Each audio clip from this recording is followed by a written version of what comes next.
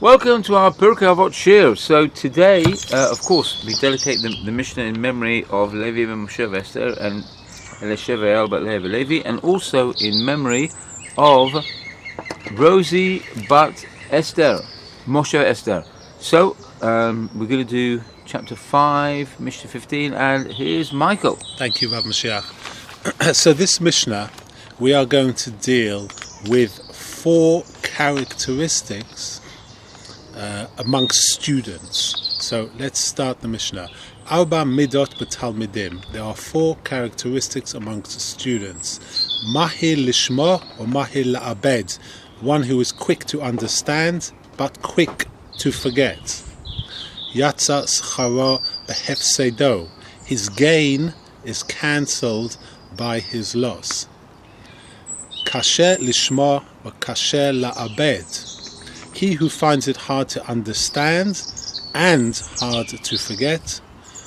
Yatsa hefsedo b'schoro. His loss is cancelled by his gain. Mahi lishma v'kasher la'abed. He who is quick to understand then finds it hard to forget. Ze chelek tov. This is a good lot or a good student. Kasher lishma u'mahi la'abed. He who finds it hard to understand and is quick to forget.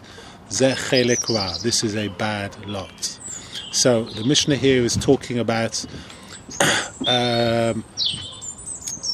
different aspects of understanding and of memory.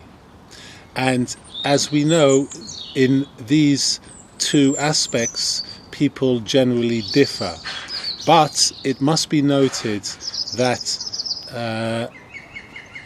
this is about ability, and it's not about virtue or vice.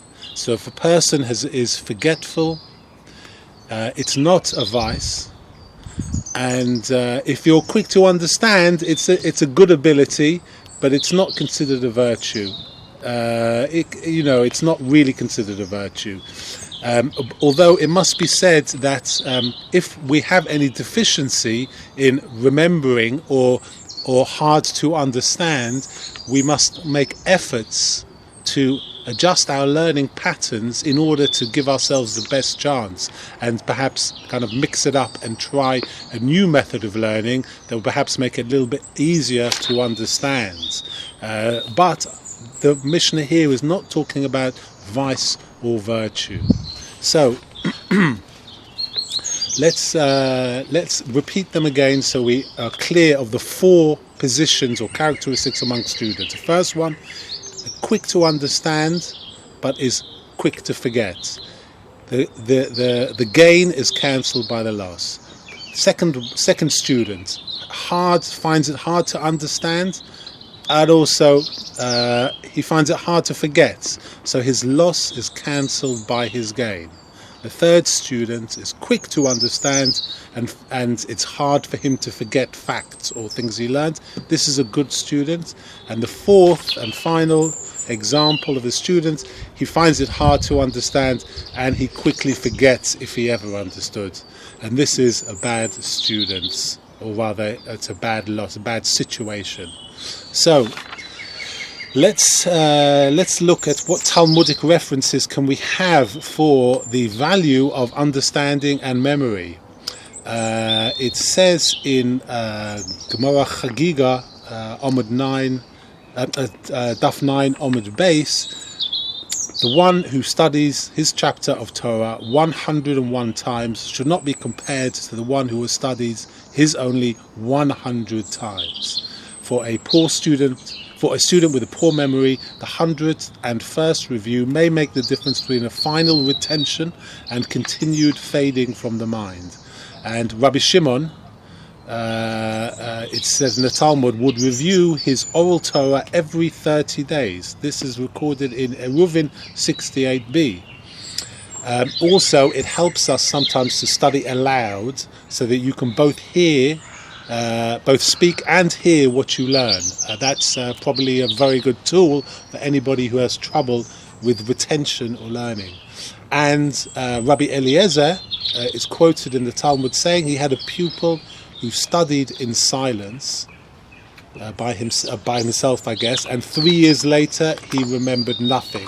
So he didn't voluntarily recite out loud his learnings to retain its memory into his memory. And unfortunately, years later, he remembered nothing. And it's also it's a good thing to remember. There was a Professor Richard Feynman used to say very often.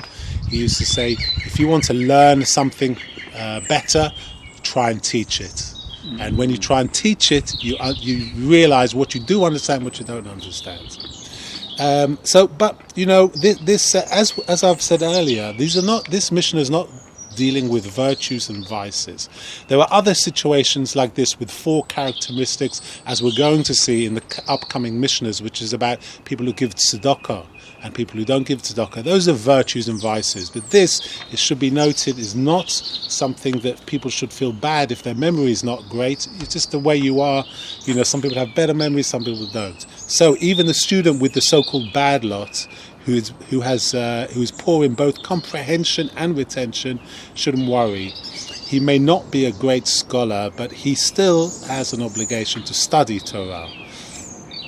And he will be rewarded by Kodesh Baruch Hu for the efforts that he puts in, even if his achievements are not as other students. And also, sometimes there is some sort of help from Hashem. If a person shows that he's putting a lot of effort into his understanding, Hashem will grant him certain understandings, and this may be so. There is a saying in the Talmud. It says, if a person tells you, I have grown weary in Torah study and have not attained much, do not believe him. This is in Megillah 6b. And also we read in the Talmud, what should a man do to grow wise? Let him sit and study the more and engage in business the less. As it's also stated in Proverbs 22:6, the Lord gives wisdom, from his mouth comes wisdom and understanding. So this Mishnah judges good and bad in the management of anger. Obviously, a violent temper is not something permanent. It can be modified and brought under control.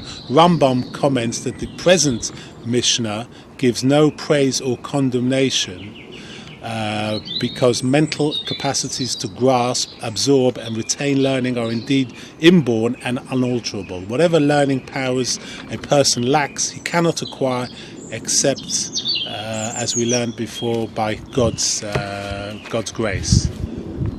Okay, wonderful. I just wanted to add on one thing. You mentioned about the difference between 100 and 101. I heard an interesting idea on this, that when a person gets to 100, he feels it's a type of plateau. He's got from double figures to triple figures. Yeah, that's right. So he might think, when I get to 100, now I've got to a certain level, I can take it easy. I've had the achievement.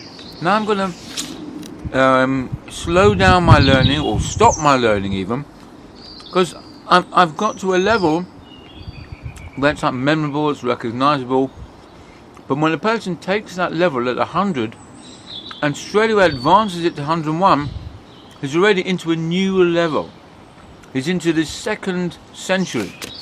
So instead of just making a natural break, he decides to forge forward. That is a very significant move, and it's very praiseworthy because it shows that a person does not want to plateau. So thank you very much, Michael. That was very interesting. Thank you. That's a very good point, by the way. I didn't think of that. Thank you. Yeah, I heard it a while ago. So Bezrat Hashem, next time we convene, we're going to do Mishna 16, which is talking about the 4 types of people who give to tzedakah. Until then, wish you a wonderful and blessed week.